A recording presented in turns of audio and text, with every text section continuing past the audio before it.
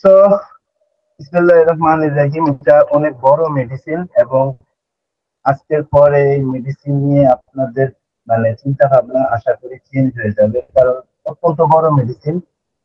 এবং আহ, মানে একটা মেডিসিন বুঝতে হলে যেটা করতে হয় সেটা হচ্ছে আমাদের না হোমিওপ্যাথিতে মেডিসিন বুঝার, মেডিসিন ধরার আমাদের অনেকগুলা টেকনিক আছে। প্রথম যে জিনিসটা আমাদের টেকনিক, এটা হচ্ছে constitutional materia medica. Constitutional medicine সেগুলো আমরা কিছু কিছু লক্ষণের সাথে আমরা ধরে ফেলতে পারি। কিছু কিছু মাইন্ড সিমটম, কিছু কিছু জেনারেল সিমটমস, কিছু কিছু physical symptoms constitutes the medicine in our mind. আবার আরেকটা সিস্টেম আছে, যে সিস্টেমে আমরা জেনেটিক্স থেকে এসে হোমিওপ্যাথিক মেডিসিন আমরা সিলেক্ট, মানে কোন ধরনের শুধুমাত্র পাস্ট হিস্ট্রি এবং একটি রোগ আছে ওইটার উপরে ডিপেন্ড করতে হয়।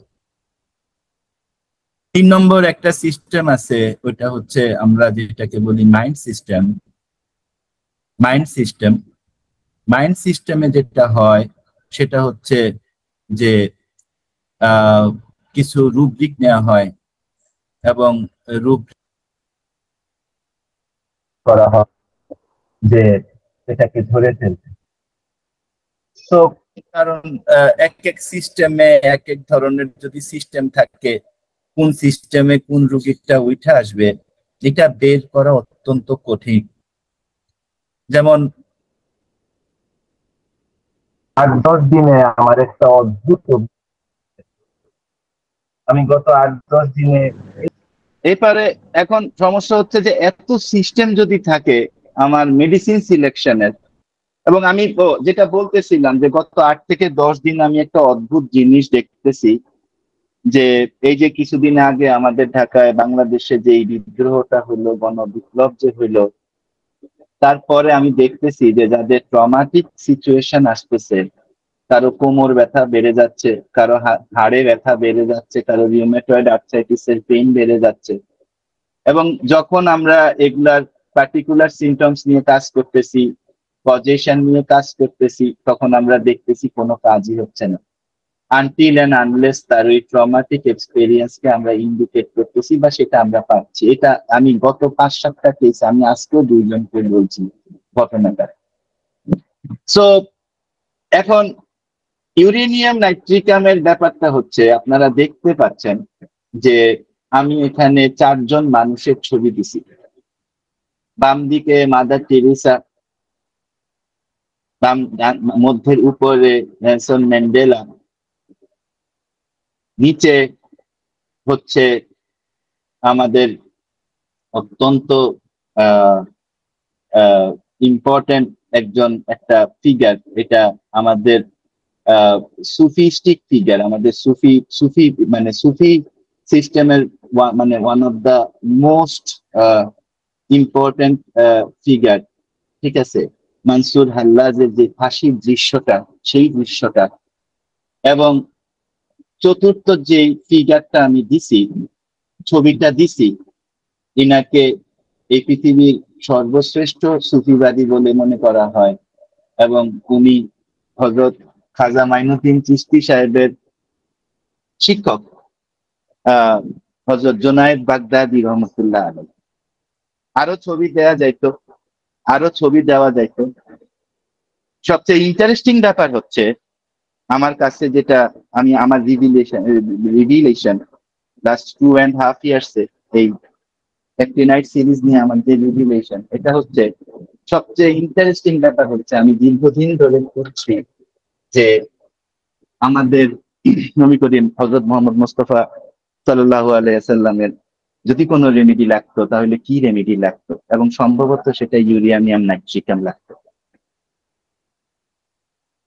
এটা আমি কেন বলছি এটা আমি আপনাদেরকে ডিটেইল বলে দিব এবং আপনারা দেখবেন। এখন মূল প্রবলেম হচ্ছে যে আপনার পেরিওডিক টেবিল বা পেরিওডিক টেবিল থেকে যখন আপনি ম্যাটেরিয়া মেডিকার রেমেডি সিলেক্ট করেন, তখন আসলে রিয়েল যেই ম্যাটেরিয়া মেডিকা আছে ওই ম্যাটেরিয়া মেডিকার তেমন কোনো অর্থ পেরিওডিক টেবিলের কাছে থাকে না।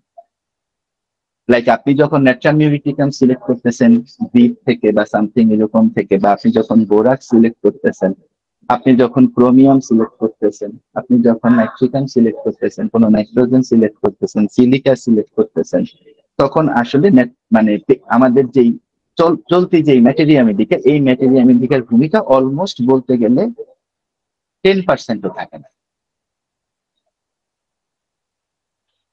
থাকে কি? থাকে হচ্ছে দুইটা জিনিসের উপরে পেরিওডিক টেবিলে মেডিসিন সিলেক্ট করতে হয়। জাস্ট দুইটা জিনিস। একটা হচ্ছে যে এই রুগীটা, আপনারা জানেন কিনা আমার জানা নাই, অনেকেই হয়তো জানবেন যারা সিনিয়র আছেন, যে প্ল্যান্টেরও কিন্তু পেরিওডিক টেবিল আছে। সো এই রুগীটা, যে রুগীটা আমার সামনে আছে, সেই রুগীটার লাইফের সে কোন স্টেজে আছে এবং সে কোন সিরিজের মেডিসিনের রুগী। সো ধরেন আপনাকে বলা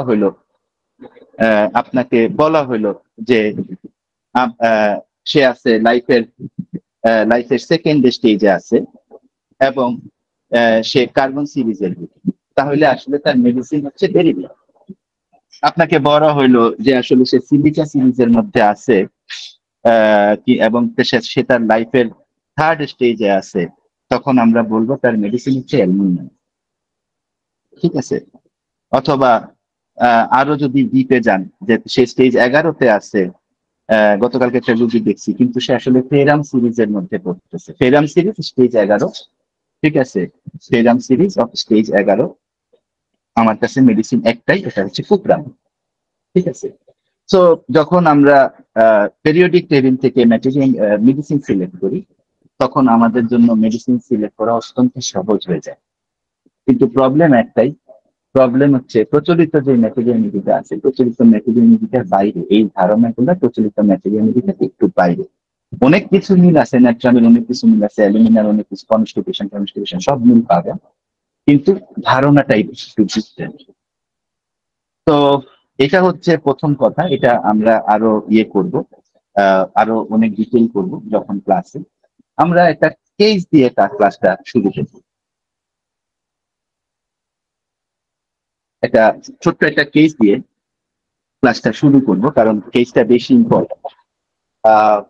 কেসটা হচ্ছে এরকম যে এটা ব্রঙ্কোস্পাজমের কেস। তো ব্রঙ্কোস্পাজম আপনারা জানেন যে ব্রঙ্কোস্পাজম কি জিনিস। ব্রঙ্কোস্পাজম আমাদের ব্রঙ্কাইতে এক ধরনের ব্যথা হয়, স্পাজম হয়, এবং এটা বেশ পেইনফুল। এবং এই কেসটা, যে কেসটা ব্রঙ্কোস্পাজমের, যে কেসটা আমি এখন আপনাদেরকে দেখাইতে চাইতেছি, এই কেসটা অত্যন্ত লং স্ট্যান্ডিং একটা ব্রঙ্কোস্পাজম কেস। তো কেসটা কি? কেসটা হচ্ছে অলমোস্ট 33 ইয়ার্স, মানে তার যখন 20 বা 21 ইয়ার্স বয়স ছিল, তখন এই মহিলার ব্রঙ্কোস্পাজম শুরু হয় এবং এই মহিলার কোনো রিলিফ উনি কখনো আসতে পারেন নাই। আপনারা জানেন যে ব্রঙ্কোস্পাজমে বা মানে এই ধরনের প্রবলেমে আমাদের ব্রঙ্কোডায়ালেটর ইউজ করা হয়।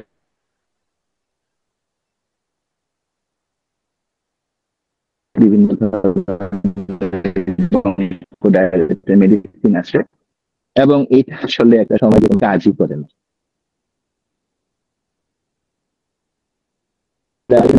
ফ্যামিলি হিস্ট্রিতে আমাদের chronic lymphatic leukaemia, hypertension, acute lymphatic লিউকোমিয়ার ব্যাপক হিস্ট্রি আছে। আমি সেটাকে অনেক ছোট করছি কারণ আমার মূল বক্তব্য অনেক বড়। এবং এই মহিলাকে এর আগে ন্যাট্রাম মিউরিটিকাম, ইগনিশিয়া, এই ধরনের টাইপের মেডিসিন দিয়ে ওনাকে ট্রিটমেন্ট করা হয়েছে উইথ ভেরি মানে লেস রেজাল্ট। সো এটা হচ্ছে এই কেসের এখন অবজারভেশন কি? অবজারভেশন হচ্ছে যে এই কেসটা যখন আমি নেই, তখন কিন্তু আমার 1 সেকেন্ডের জন্য রেপার্টোরাইজেশনের আগে বা আমার 1 সেকেন্ডের জন্য মনে হয় নাই যে ওনাকে যে ন্যাট্রাম মিউরিটিকাম দেওয়া হয়েছে বা ইগনিশিয়া দেওয়া হয়েছে, হোয়াট এভার,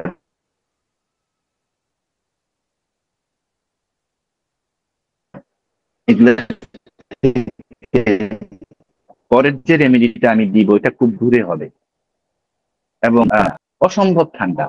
হ্যাঁ, কোল্ড এই অর্থে না, কোল্ড অর্থ হচ্ছে ঠান্ডা মাথার খুনি, ইংরেজি যে কোল্ড অর্থ, তো কোল্ড অর্থে না, কিন্তু মহিলা অসম্ভব রকম ঠান্ডা, অসম্ভব ঠান্ডা। সো আমরা কেসে আগাইছি যখন, তখন কেস শুরু হয়েছে এইভাবে। আমরা ওকে, আমরা যখন কেসে আগাইছি, সো আমি জিজ্ঞাসা করতেছি আসলে আপনার হয়েছেটা কি। তো বলতেছে যে আমার যে কি হয়েছে, কিভাবে হয়েছে, আহ, আহ, আমার একটা ভয়াবহ রকমের ঠান্ডা লাগছিল যখন আমি ইউনিভার্সিটিতে পড়তাম, এবং তারপরে এই ব্রঙ্কোস্পাজমের প্রবলেম শুরু হয়। ভালো কথা, ব্রঙ্কোস্পাজমের প্রবলেম শুরু হয়। তো আমি বললাম যে আসলে এইটা তো আপনার মাসেল স্পাজম, সাইকোডাইনামিক্স এর কথা হচ্ছে মাসেল স্পাজম যখন হয় তখন সিভিয়ার ধরনের মেন্টাল স্পাজম, মেন্টাল প্রবলেমের মধ্যে দিয়ে মানুষ যায়। সো আপনার মাসেল স্পাজমের প্রবলেম আছে, আপনি আমাকে বলেন আপনার সমস্যা কই থেকে শুরু হয়েছে। সো উনি আমাকে বলতেছেন যে আমার ভাই মারা গেছে, আমরা টাঙ্গাইলে থাকতাম। তো একদিন যেটা হইলো, আমার ভাই হারিয়ে গেল এবং আমরা তাকে সারাদিন ধরে খুঁজে পেলাম না। তো আমার বাবা থাকতেন বরিশাল।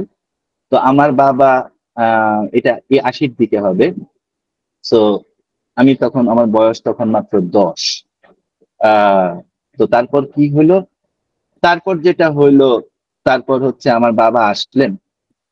আমরা তাকে সব দিক দিয়ে খুঁজলাম এবং আমরা কিন্তু 3 দিন ধরে ওকে পাইনি, আমার ভাইকে আমি পাই নাই 3 দিন ধরে। তো আমার বাবা চতুর্থ দিন এসে পৌঁছলেন। এসে পৌঁছানোর পরে আমরা তাকে একটা হাসপাতালের মধ্যে পাইলাম, যে একটা ট্রাক তাকে এমন ভাবে মানে কুচলে দিয়ে গেছে যে তার মাথা, তার বুক, তার শরীর চেনা যাচ্ছে না। এখন যেহেতু আমি এবং আমার বাবা গেছি আইডেন্টিফাই করতে, ঠিক আছে, আহ মানে আমরা কিছুই চিনতে পারতেছি না, স্পেশালি শরীরের যে উপরের অংশটা। তো মানে আমি আসলে এই জিনিসটা আমি কখনোই ভুলতে পারি নাই, এবং এটা আমি এখনো ওর সাথে, আমি স্বপ্নে দেখি, একটু পরে সে বলতেছে যে আমি ওর সাথে কথা বলি। তো আমি আসলে ফ্যামিলিতে এটার ইফেক্টটা কি এটা বোঝার জন্য আমি তাকে জিজ্ঞাসা করলাম যে আপনার বাবার কি হয়েছে, তারপরে আপনার বাবার কি হয়েছে। তো উনি আমাকে বললেন যে বাবা 7-8 বছর পরে মারা গেছে। তো আমি বললাম কিভাবে মারা গেছে, বললো যে ব্লাড ক্যান্সার। ব্লাড ক্যান্সার, ফ্যামিলিতে ব্লাড ক্যান্সার আছে, এএলএল সিএলএল অনেকগুলো হিস্ট্রি আছে। এবং আমি যতদূর মনে করতে পারি যে উনার খুব ভয়াবহ রকমের ফিভার ছিল, এবং তারপর উনার ক্যান্সার ধরা পড়ল। আচ্ছা, ভালো কথা। তো তারপরে আপনি কি করলেন? বলে যে না, আমি তো 19-20 বছরে মার সাথে ঝগড়া করে ঢাকা এসে পড়ছি, আমি ঢাকা ইউনিভার্সিটিতে ভর্তি হয়েছি। মহিলা, আমি এখানে হয়তো বুঝাইতে পারি নাই, মহিলা ওনার কথার মধ্যে প্রচুর বারবার বলতেছিলেন যে আমি অনেক হার্ড স্টাডি করতাম, আমি অনেক হার্ড স্টাডি করতাম। ঠিক আছে, তো আমি যখন আমি যখন ঢাকায় আসি, আমার মার সাথে হালকা পাতলা একটু ঝগড়া হয়েছে, এবং আহ, মানে আমি ঢাকাতে আইসা একটা নতুন জীবন পাইছি। আমি ঢাকাতে আইসা বুঝতে চেষ্টা করছি যে মানুষ কিভাবে কষ্ট করে থাকে, মানুষ কিভাবে কষ্ট করে, এবং মানুষ কিভাবে উপরে উঠে। সো আমি চিন্তা করছি যে আমি যে কোনো ভাবেই হোক এটা আমি মেক করবো, এটা আমি আমার জীবনে অবশ্যই আমি এটা মেক করবো। তাই বললাম যে ফাইন, ভেরি গুড। তো আপনি আমাকে একটা কথা বলেন যে আহ, তারপর আপনার বিয়ে শাদী, প্রেম প্রেম এগুলো কি হলো? তো উনি আমাকে বলতেছেন যে না, আমি আসলে ওই ধরনের মহিলাই না। ঠিক আছে, আমি হালকা একটু আমার মায়ের সাথে রাগারাগি করে আসছি, এবং আসার পরে আমি ভাবছি, এই যে খেয়াল করে দেখেন আপনার কিওয়ার্ড গুলো ইম্পর্টেন্ট। যখনই পেরিওডিক টেবিল থেকে কেস করবেন, রুগীর কথা, কিওয়ার্ড অত্যন্ত ইম্পর্টেন্ট। কারণ আপনি আপনি হেল্প পাবেন না, আপনার কোনো কোনো রেপার্টরি নাই, আপনার কোনো ম্যাটেরিয়াল। হ্যাঁ, আপনার পেরিওডিক টেবিলের মূল কথা হচ্ছে থিম, আমরা থিমে আসবো। তো বলতেছে যে না, আমি আসলে আমাকে প্রুভ করার জন্য আমি একটা নিজের উপরে নিজে একটা চ্যালেঞ্জ নিছিলাম, কিন্তু সেটা খুব বিচার চ্যালেঞ্জ, পরিবারের সাথে খুব ঝগড়াঝাটি হয়েছে সেটা না, ঠিক আছে, কিন্তু একটা চ্যালেঞ্জ ছিল। তো আমি বললাম যে আচ্ছা ঠিক আছে, চলেন আপনার ভাইকে নিয়ে আমি আবার কথা বলবো। উনি বলতেছে যে আসলে এর যে স্মৃতি, এই স্মৃতি সহ্য করাই অসম্ভব। আমি তার সাথে এখনো কথা বলি, এটা খুবই ইম্পর্টেন্ট লাইন, ঠিক আছে। এবং উনি বলতেছেন যে সামটাইমস আমার ব্রিদিং প্রবলেম হয় যখন আমি তাকে স্বপ্নে দেখি, ঠিক আছে। এবং সবচেয়ে বড় কথা হচ্ছে ওকে স্বপ্নে দেখতে দেখতে আমার শ্বাসকষ্ট এত বাড়ে, ঠিক আছে, যে আমার মনে হয় আমার শ্বাস বন্ধ হয়ে যাবে, আমি মরে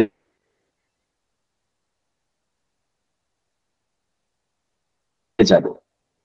সো আমি আসলে এতটুকু জানবো, এটা রুগী আমি আপনাকে দেখাইছি। তারপর আমি বললাম যে ফ্যামিলি কি অবস্থা, কয় না না, আমার হাজবেন্ড অনেক ভালো মানুষ, আমরা আমাদের যে এত বিয়ে হয়েছে ঝগড়াঝাটি সব ফ্যামিলিতে থাকে, কিন্তু কখনো আমার হাজবেন্ডের সাথে কখনো কিছু হয় না।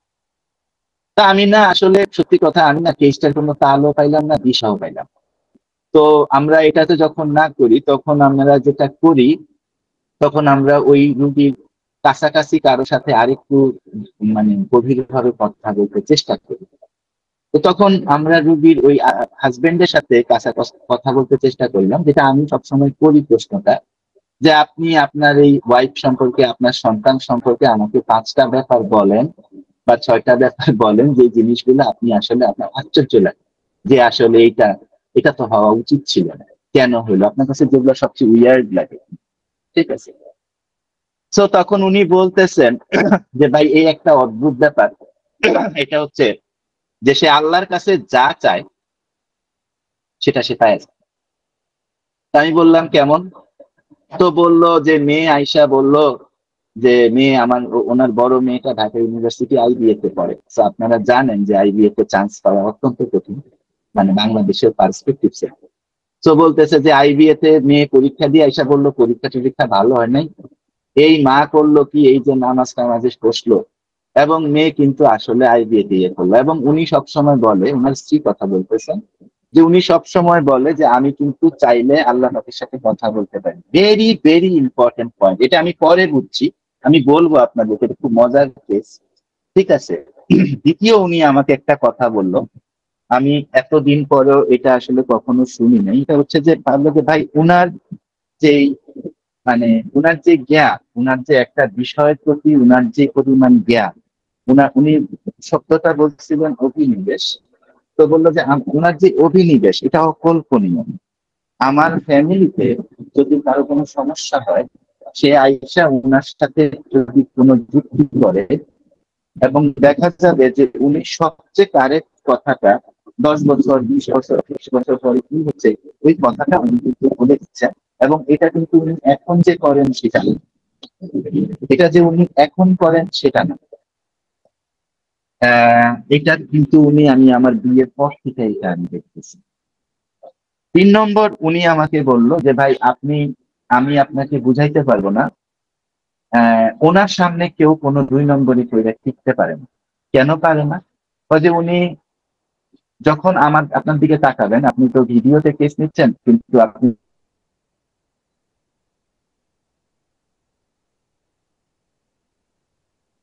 সামনাসামনি তাকান, তাহলে আমাকে তাকাবে, আপনার কাছে মনে হবে দুইটা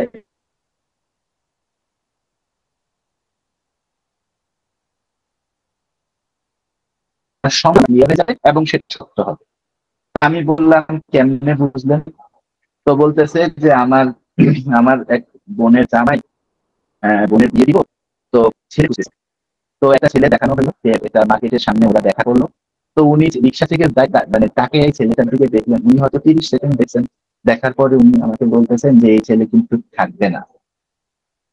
উনার সাথে ছেলের কোনো কথা হয় নাই, উনি কিছু জানেন না, উনি 9টা 5টা ব্যাংক করেন, বলতেছেন যে এই ছেলে থাকবে না।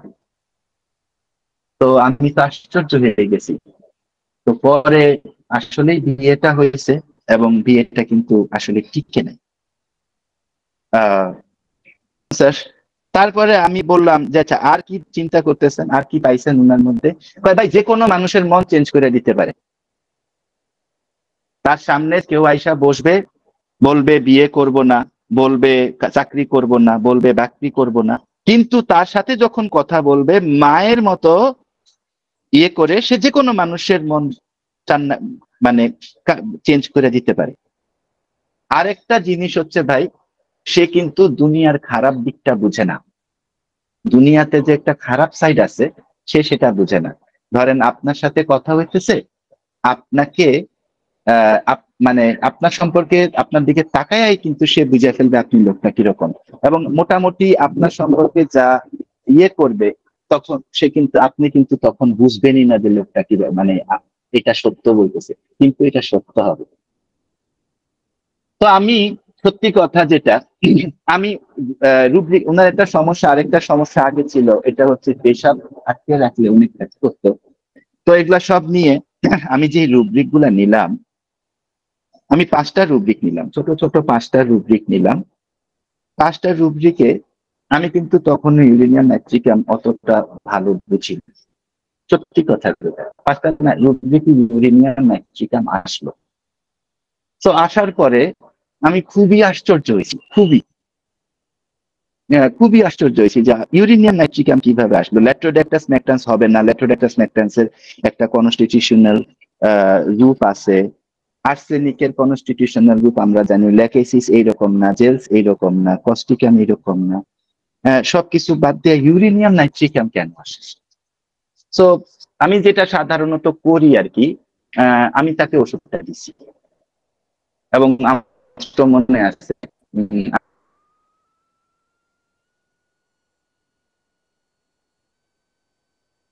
30 পোটেন্সিতে দিছি। 30 পোটেন্সিতে সম্ভবত 2 বা 3 দিন দিছি, মানে 3 থেকে 4টা ডোজ।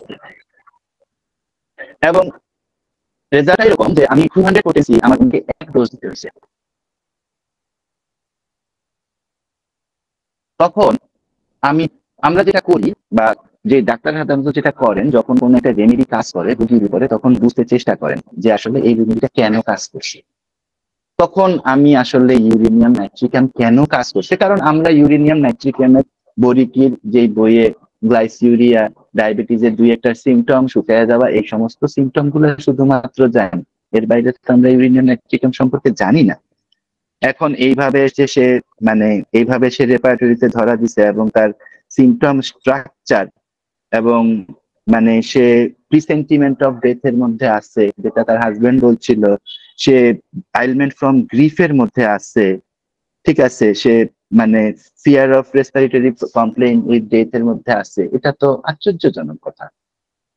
তো এটা আসলে আমার কোনো আইডিয়াই ছিল না, আমার কোনো আইডিয়া ছিল না। আমি জাস্ট রেপার্টরাইজেশন করছি, রেপার্টরাইজেশন করে আমি মেডিসিনটা দিয়ে দিচ্ছি। যখন কাজ করছে তখন আমি চিন্তা করলাম যে যখন কাজ করছে তখন একটা অদ্ভুত ব্যাপার হয়েছে।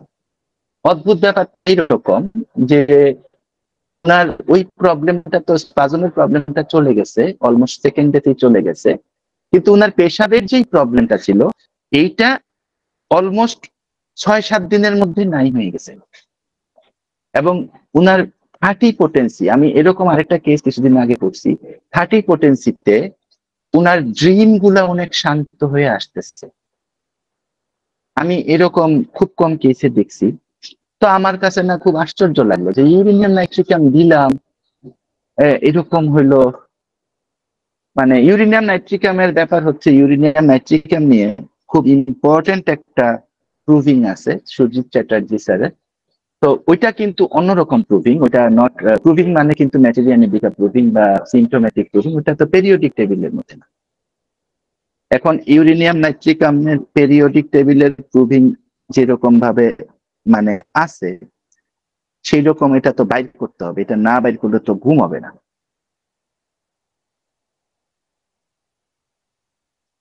তো এখন আমি পেরিওডিক টেবিলের মধ্যে যাওয়া শুরু করলাম যে আসলে ইউরেনিয়াম নাইট্রিকামটা আমাকে বুঝতে হবে।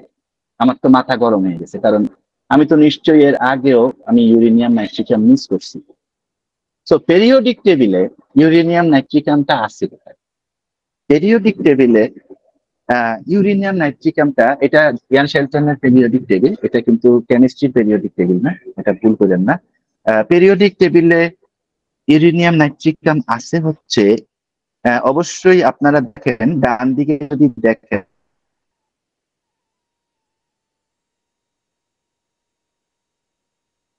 আপনারা দেখেন হাইড্রোজেন সিরিজটা 1 নম্বর, তারপরে তারপরে silica series, gold uranium series, এবং ইউরেনিয়াম সিরিজের মধ্যে কিন্তু ইউরেনিয়ামকে রাখা হয়নি, রাখা হয়েছে অ্যাক্টিনাইট সিরিজের মধ্যে ল্যান্থেনাইটস, ল্যান্থেনাইটসের পরে অ্যাক্টিনাইট সিরিজের মধ্যে ইউরেনিয়াম নাইট্রিকামকে রাখা হয়েছে। এখন আমি তো খুঁজতেছি যে আসলে কেন কাজ করলো, কারণ এটা তো হইতে পারে না, এটা একটা আশ্চর্য ঘটনা আমার জন্য। কারণ মেডিসিন কাজ করলে যদি ডাক্তার না জানে মেডিসিন কিভাবে কাজ করছে সে তাহলে তো সে পরের মেডিসিন দিতে পারবে না। আমার তো বুঝতে হবে এটা কেন কাজ করছে।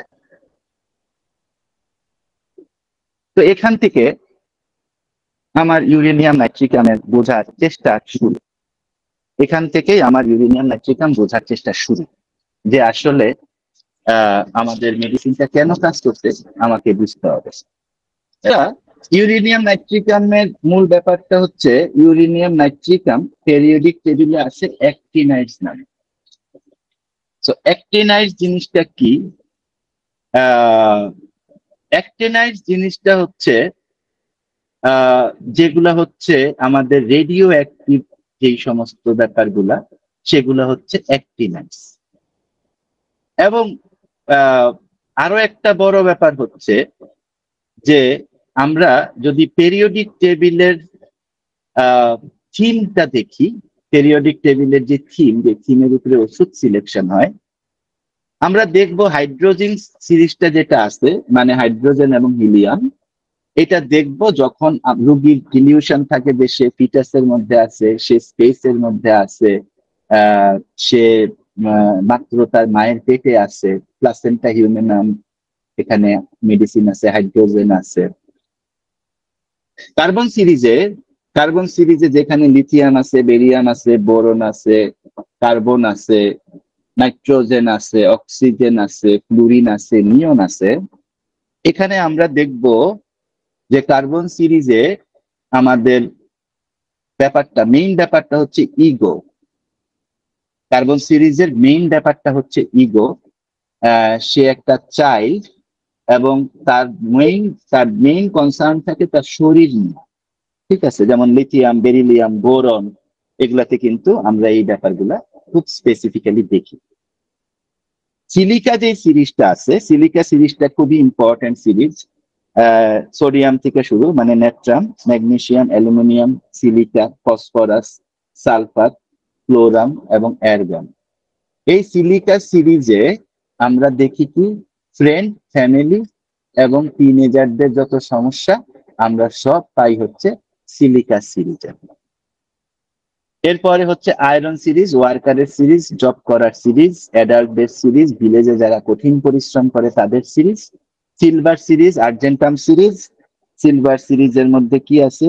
স্টনশিয়াম আছে, ইয়েট্রিনাম আছে, জিরকোনিয়াম আছে, নিডোলিয়াম আছে, মবিলিনাম আছে, অনেক রেমেডি আছে, আর্জেন্টাম আছে, ক্যালারিয়াম আছে, ইন্ডিয়াম আছে, স্টেনাম আছে, অ্যান্টিমোনিটা আছে, যেটা অ্যান্টিমোনিয়াম ফ্লুইড, অ্যান্টিমোনিয়াম টার্চ, এটা আর্জেন্টাম সিরিজের মধ্যে, আয়োডাম এবং জেনন।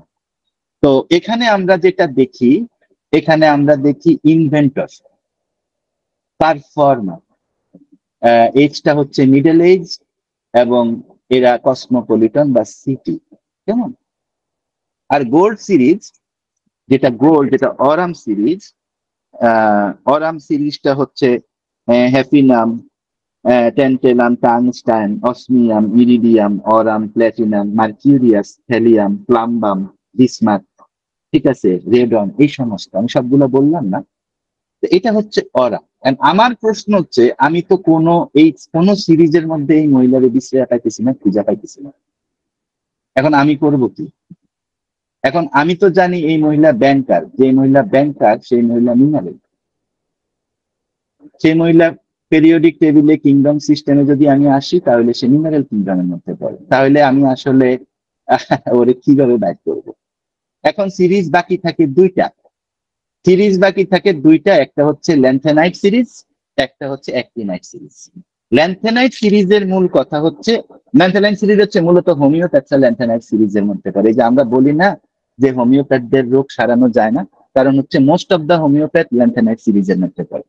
সো ল্যান্থেনাইট সিরিজ হচ্ছে স্বেচ্ছাশ্রমী, সে নিজের চাকরি নিজে করবে, নিজের কাজ নিজে করবে, অসম্ভব রকম রিস্ক টেকার, এগুলা ল্যান্থেনাইট। ঠিক আছে, অটোনমি পছন্দ করবে, ইন্ডিপেন্ডেন্স পছন্দ করবে, আইসোলেশন পছন্দ করবে, আহ মূল ইন্ডিভিজুয়ালাইজেশন, খুব বেশি স্পিরিচুয়াল থাকে, এটা ল্যান্থেনাইট সিরিজ। এখন মেয়ের মহিলা তো ল্যান্থেনাইট সিরিজের মধ্যে হয়। আমার কাছে আর একটা বাকি সিরিজ থাকে, যেটা অ্যাক্টিনাইট এবং যেটাতে ইউরেনিয়াম সিরিজ। এখন ইউরেনিয়াম সিরিজের মূল কথা কি?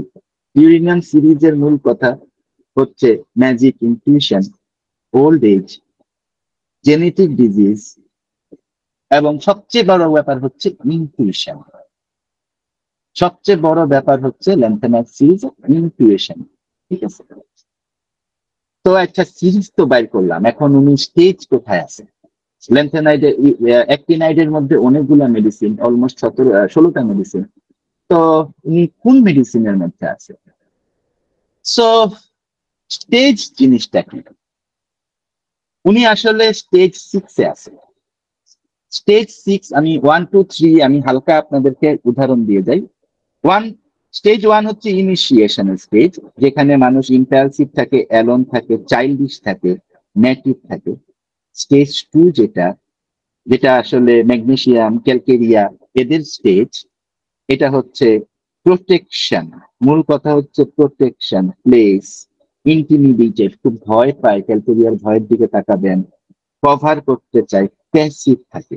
স্টেজ 3 যেটাতে অ্যালুমিনিয়াম আছে, স্ক্যান্ডিনিয়াম আছে, ল্যান্থানাম গুলো আছে। স্টেজ 3-তে মূলত মানুষের সার্চ করার ইয়ে থাকে, এদের অনেক বেশি পরিমাণ চেঞ্জেবল থাকে, হেজিটেশন থাকে।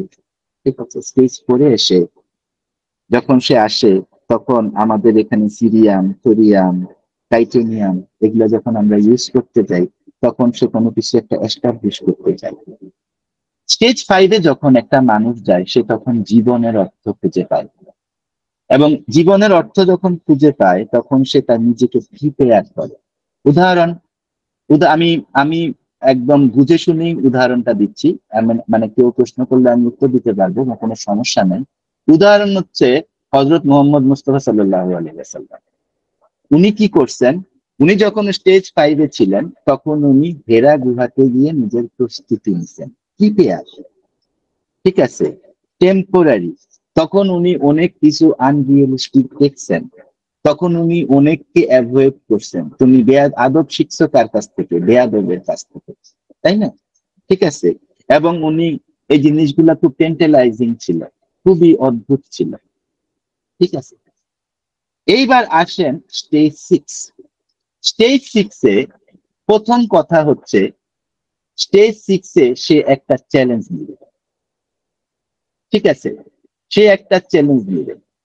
রাসূল সাল্লাল্লাহু আলাইহি সাল্লাম 25 বছর থেকে 39 বছর পর্যন্ত হেরা গুহায় কাটায়া যখন উনি 40 বছর বয়সে ইসলাম ধর্মটাকে পাইলেন, তখন উনি এটাকে চ্যালেঞ্জ হিসাবে নিলেন, এবং ওই স্টেজে উনার কোনো হেজিটেশন ছিল না। ঠিক আছে, হ্যাঁ, এবং সেই চ্যালেঞ্জের জন্য উনি কি করলেন? উনি মারাত্মক রকমের ডেয়ারিং হয়ে উঠলেন, উনি সোসাইটিকে অস্বীকার করলেন। ঠিক আছে, হ্যাঁ, উনি উনার পরিবারকে অস্বীকার, মানে পরিবারকে ছেড়ে দিলেন। পরিবারের কি হবে, পরিবারের সাথে উনার সম্পর্ক কি হবে, এটা কিন্তু উনি তাকাইলেন না। ঠিক আছে, হ্যাঁ, এবং সবচেয়ে বড় কথা হচ্ছে উনি ওদিকে ইয়ে করলেন। এবং 3 নম্বর ব্যাপার হচ্ছে যে উনি প্রুফ করতে চেষ্টা করলেন যে আসলে উনি আল্লাহর নবী।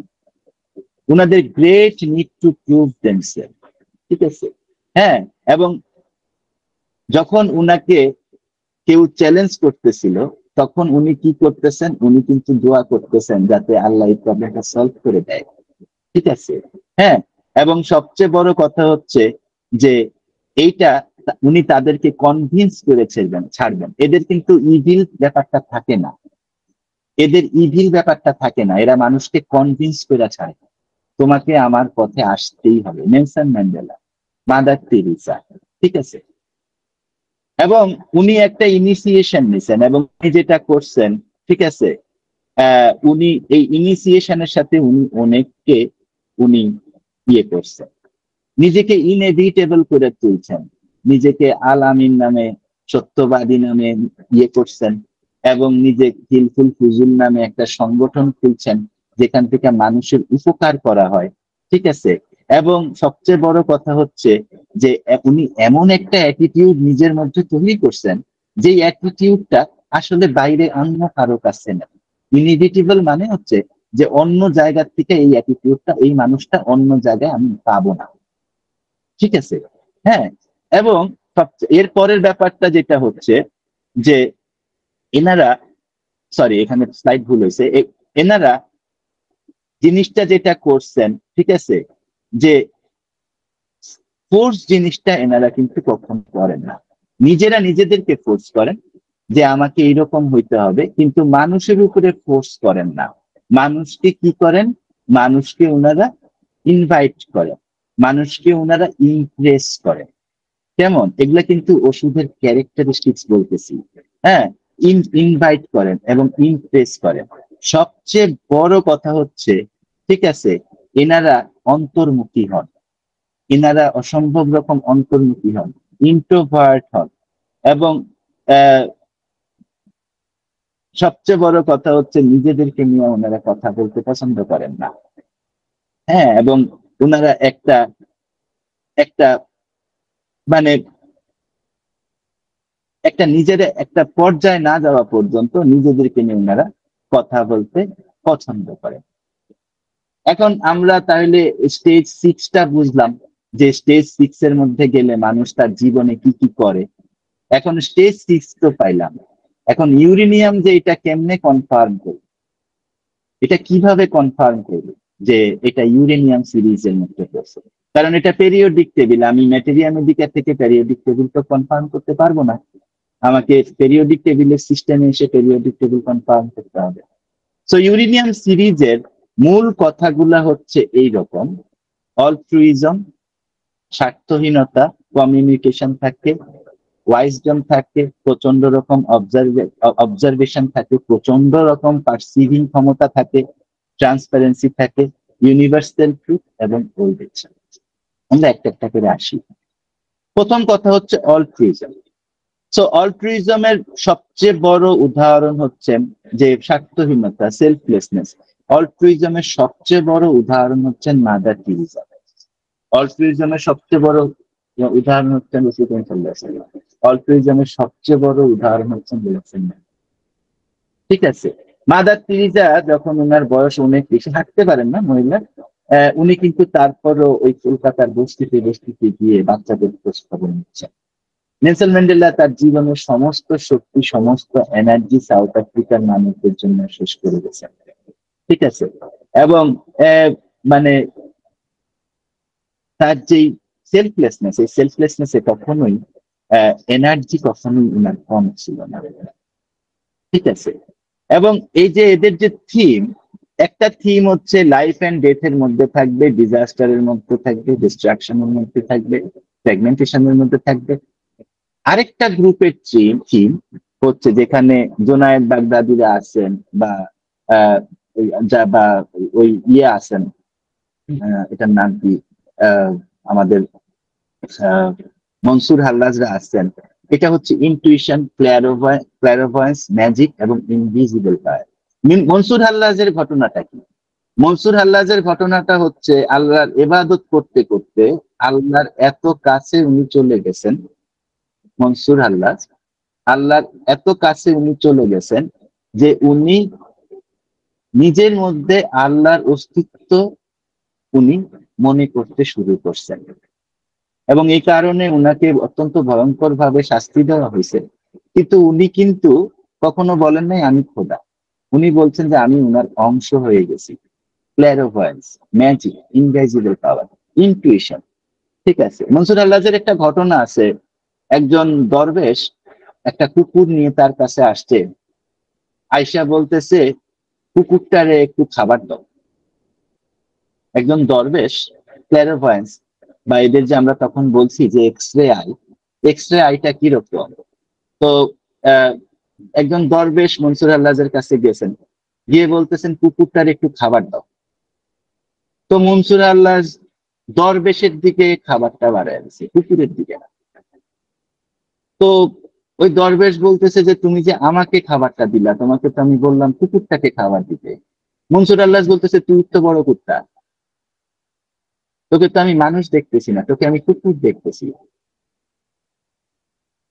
সো মনসুর আল্লাহের মানে এইরকম ধরনের ইনটুইশন, এইরকম ধরনের ক্লিয়ারিফারেন্স ছিল। আপনারা পড়ে নেবেন উইকিপিডিয়ায়, ওনার বা বিভিন্ন ইউটিউবে অনেক অনেক গল্প আছে। অনেক বড় সুফি ছিলেন, অনেক বড় আলেম ছিলেন। এবং এই যে অ্যাক্টিনাইটস এর বা ইউরেনিয়াম সিরিজের একটা মূল জিনিস হচ্ছে এরা রেডিও অ্যাক্টিভ। মাদার তেরেসার সাথে যে লোকটা থাকবে সে মাদার তেরেসার মতো ভাবতে শুরু করবে। নেলসন ম্যান্ডেলার সাথে যে লোকটা থাকবে সে নেলসন ম্যান্ডেলার মতো ভাবতে শুরু করবে। হুজুর করিম সাল্লাল্লাহু আলাইহি সাল্লামের সাথে যে লোকটা থাকবে সে তার মতো ভাবতে শুরু করবে। ঠিক আছে?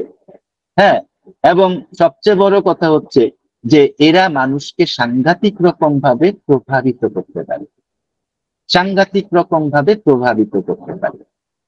এবং প্রভাবিতটা এরকম ভাবে করতে পারে যে আমাদের যদি হযরত আবু বকর সিদ্দিক বা হযরত ওমর রাদিয়াল্লাহু তাআলা আনহু, আপনারা যদি উনাদের ইসলাম ধর্মের কাহিনীটা জানেন, বুঝেন, তাহলে আপনারা বুঝবেন আমি আসলে কি বলতেছি। ওই রকম ভাবে প্রভাবিত করার ক্ষমতা এদের রেডিও অ্যাক্টিভিটিতে থাকে, মানে এদের এদের সিস্টেমের মধ্যে থাকে। আরেকটা বড় জিনিস হচ্ছে, আরেকটা অনেক বড় জিনিস হচ্ছে, আপনারা দেখবেন যে এই যে ইউরেনিয়াম কিন্তু রেডিও অ্যাক্টিভ ইয়েতে করতে করতে করতে করতে দুইটা ইয়াতে পরে প্লুটোনিয়াম হয়ে যাচ্ছে।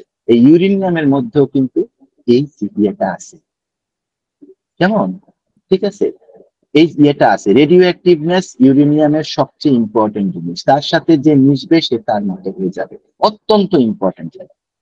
ঠিক আছে, এবং এদের জীবনের যে শেষ পার্টটা, এই পার্টটাতে এদের ভয়াবহ রকমের ডিকেই থাকবে, ভয়াবহ রকমের ডিস্ট্রাকশন থাকবে।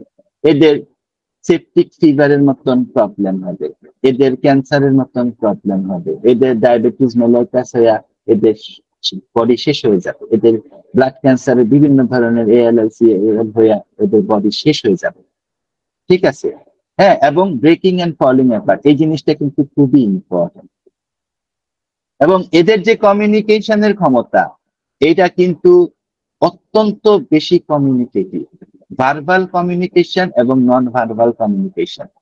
ইভেন বাচ্চারাও, আমি বাচ্চাদের অ্যাসপেক্ট একটু পরে যাচ্ছি, বাচ্চারাও, এবং তারা যেটা বলবে সেটা তারা খুব সংক্ষিপ্ত বলবে, তারা খুব ইন্ট্রোভার্টেড থাকবে। ঠিক আছে, এবং মানে এদের বাচ্চাগুলো, মানে বয়স্করা তো অবশ্যই, বাচ্চাগুলোও এমন ভাবে তৈরি যে এদের বাচ্চারা কোনো অপ্রয়োজনীয় কথা বলবে না। অ্যাক্টিনাইট সিরিজের, ইউরেনিয়াম সিরিজের বাচ্চাদের সাথে কথা বললে আপনার কাছে মনে হবে আপনি 35 বছরের লোকের সাথে কথা বলতেছেন, যেটা আমরা আমাদের অনেক বড় বড় এই ধরনের মানুষদের মধ্যে আমরা দেখি, তাদের ইতিহাসের মধ্যে। এদের সবসময় একটা ব্যাপার থাকবে যে ইনভিজিবল পাওয়ার। আমরা সামনে একটা রুব্রিক আছে, আমরা দেখবো dilution talk to god only. ঠিক আছে, অনলি রেমেডি হচ্ছে ইউরেনিয়াম নাইট্রিকাম, একটা remedy, dilution talk to god, আমি একটু পরে দেখবো। তো ইনভিজিবল পাওয়ারটা এদের সাংঘাতিক রকম এরা ইয়ে করবে। ঠিক আছে, এবং এটা তারা সিক্রেটলি ইয়ে করবে, এটা মানুষের কাছে তারা বলবে না। ঠিক আছে, এরা সাংঘাতিক রকম ভাবে এরা জ্ঞানী হয়।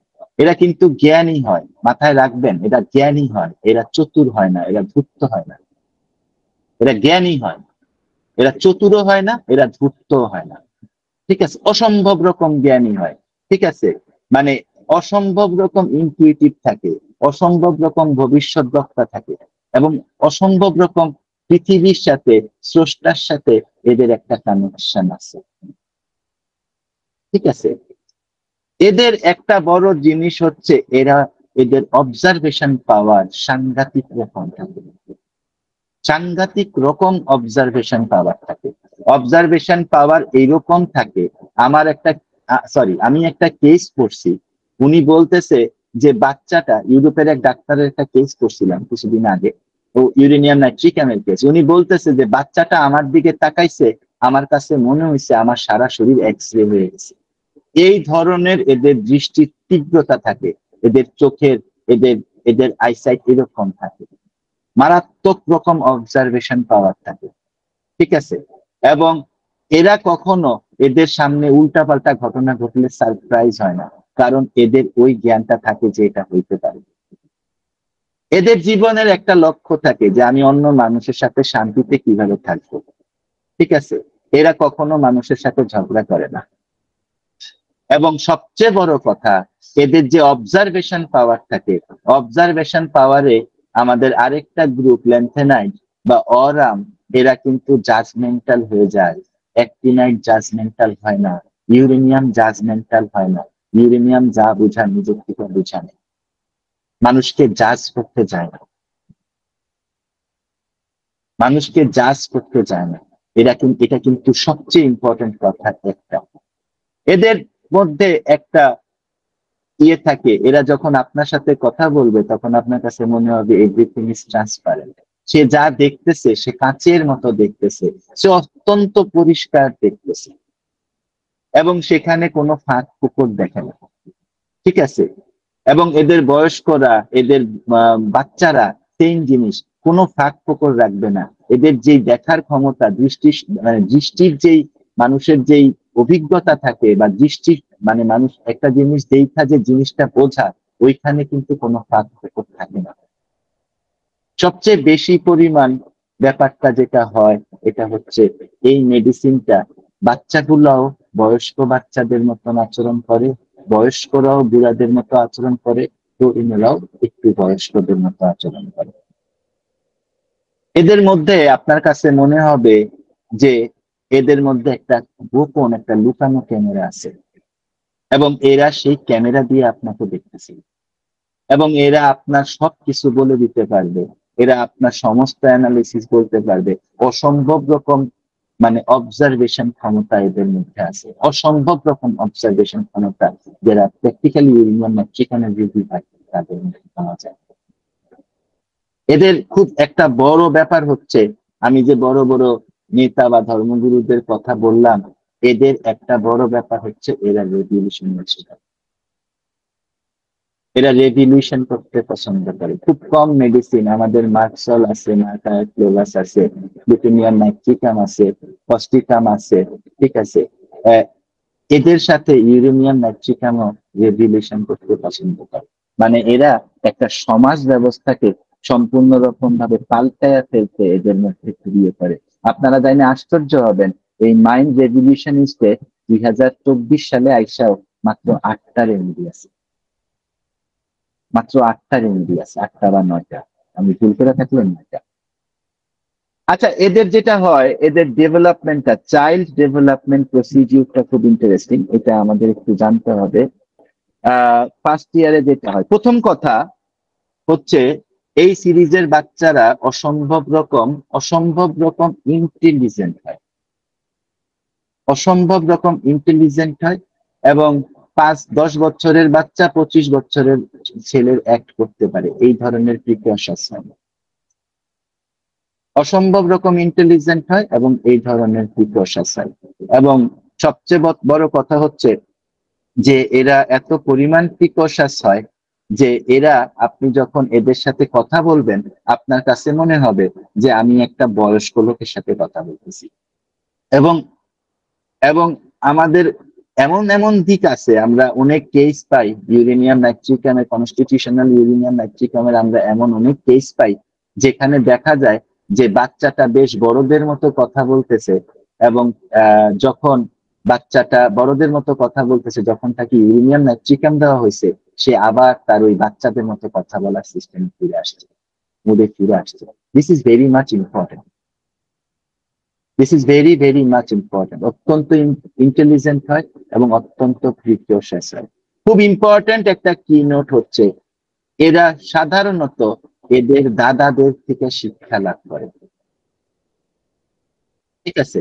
আব্দুল মুত্তালিব, হ্যাঁ, সো দাদাদের কাছ থেকে শিক্ষা লাভ করে। এবং এটা কিন্তু এই এই ইউরেনিয়াম নাইট্রিকামের, কনস্টিটিউশনাল ইউরেনিয়াম নাইট্রিকামের একটা মেজর দিক, যে এরা পরিবার থেকে শিক্ষা লাভ করে এবং সাধারণত এরা দাদাদের কাছ থেকে শিক্ষা লাভ করে। কেমন? এরা এক্সট্রা অর্ডিনারি হয়। এক্সট্রা অর্ডিনারি মানে কি? আপনি ওই সময় আরবে রাসূল করিম সাল্লাল্লাহু আলাইহি সাল্লামের মতো আর একজনকেও খুঁজে পাবেন না। এটাই হচ্ছে এক্সট্রা অর্ডিনারি। আপনি ওই মাদার তেরেসার যে কাজ আছে ওনার কাজ করার মতো আপনি আর একজনকেও খুঁজে পাবেন না। আপনি 27 বছর না 29 বছর জেল খাইটা একজন নেতা শুধুমাত্র দেশের জন্য জেল খাইটা হয়েছে 27 বছর 29 বছর, এরকম একজন লোককে আপনি খুঁজে পাবেন না।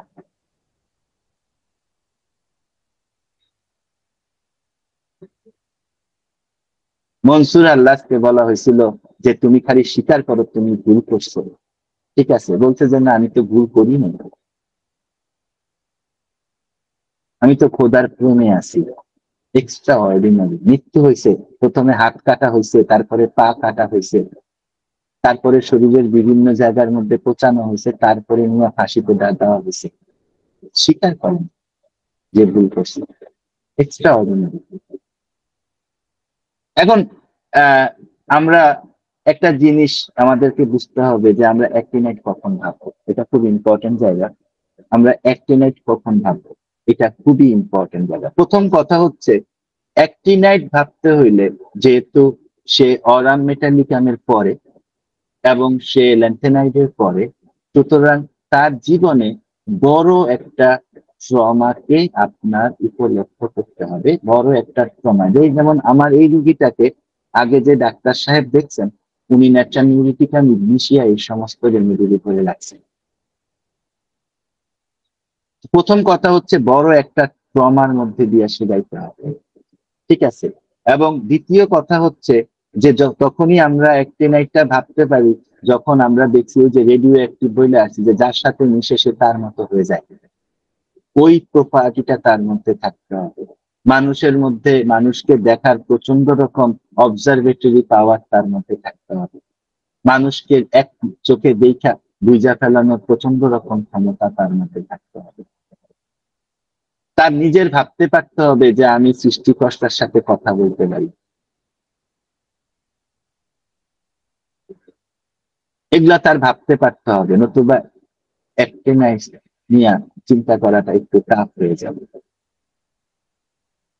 ছোট বাচ্চারা বড়দের মতো কথা বলবে। ওটা টিউবারকুলার প্রিকশিয়াস বা কার্সিনোসিন প্রিকশিয়াস না। কার্সিনোসিনের স্টোরি ভিন্ন, আমরা জানি। টিউবারকুলিনের স্টোরি ভিন্ন, এটাও আমরা জানি।